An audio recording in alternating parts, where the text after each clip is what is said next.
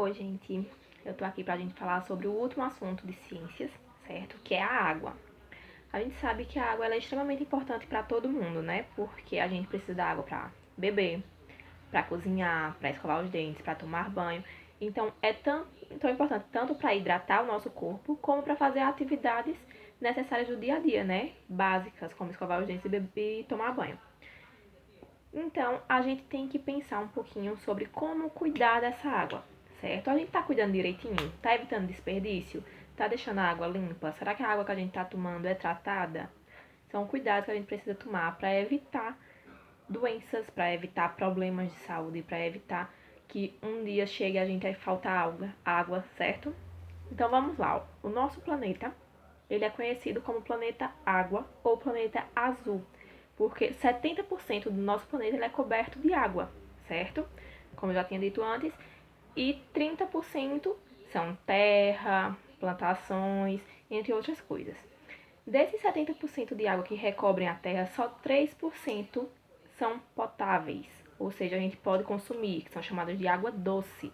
E essas águas elas estão em rios e represas, tá certo? Que é o que a gente utiliza para consumir beber, para consumir em casa, como cozinhar, entre outras atividades normais. O restante dessa água, ele é salgado, certo? Essa água salgada, que ela fica nos mares e nos oceanos, então a gente não pode usar para consumo próprio, tá bom? Então vamos lá, página 18 do livro de ciências de vocês fala um pouquinho sobre a água, tá? Os 3 estados físicos da água. A gente sabe que a água, ela tem a possibilidade de mudar de estado físico. Então, ela pode ficar no estado líquido, que é a água normal que a gente consome, bebe. O estado sólido, que é o gelo, quando a gente congela essa água. E o estado físico da vaporização, que é quando ele vira vapor. Então, quando a gente, por exemplo, coloca uma água para ferver, essa água ela vai esquentar e ela vai virar vapor, certo?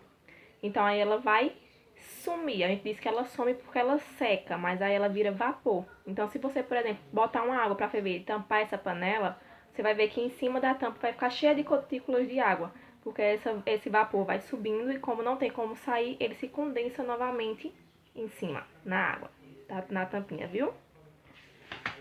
Na página 19, ele fala um pouquinho sobre o ciclo da água.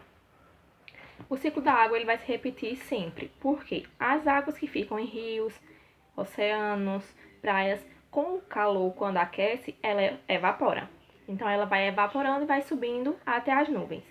Daí, elas se agrupam novamente quando chegam nas nuvens. E quando essas nuvens estão muito carregadas, estão com muita água, com muita gotícula de água, chove. E aí, no que acontece, essa chuva vai encher novamente os rios, represas, oceanos. E aí, quando enche, ela vai evaporar, vai ir para a nuvem, chover e encher de novo. Então, o ciclo vai ser sempre esse, tá certo?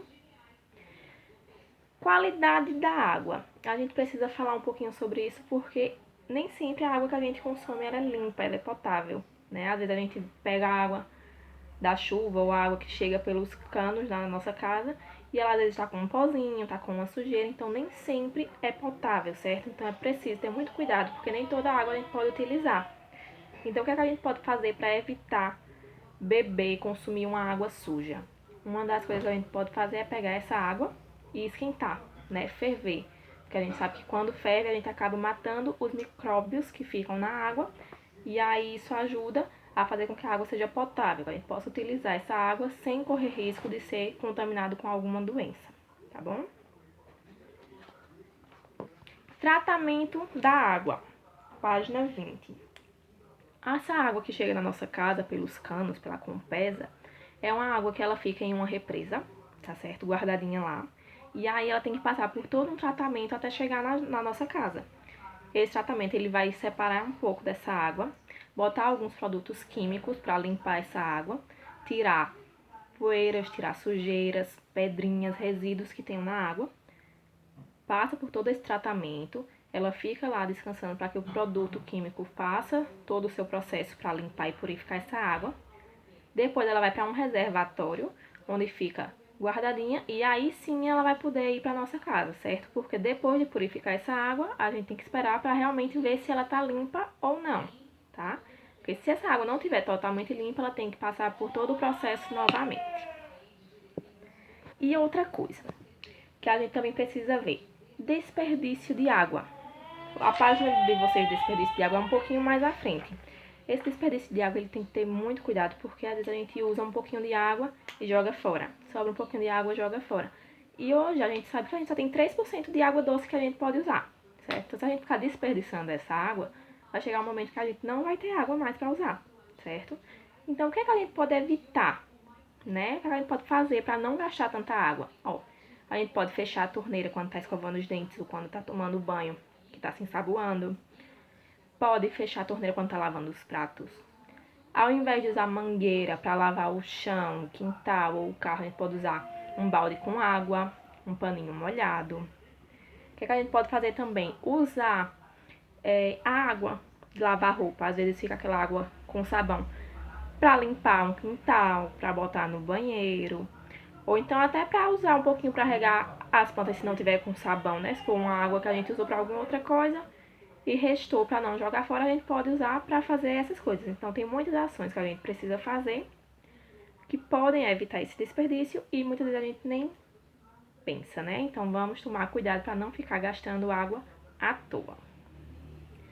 Lembrando que tem alguns vídeos aí com tia Diene do 4º ano falando também sobre desperdício de água, os estados físicos. Então, se vocês quiserem, podem dar uma pesquisadinha no canal que também tem outros vídeos sobre água, tá bom?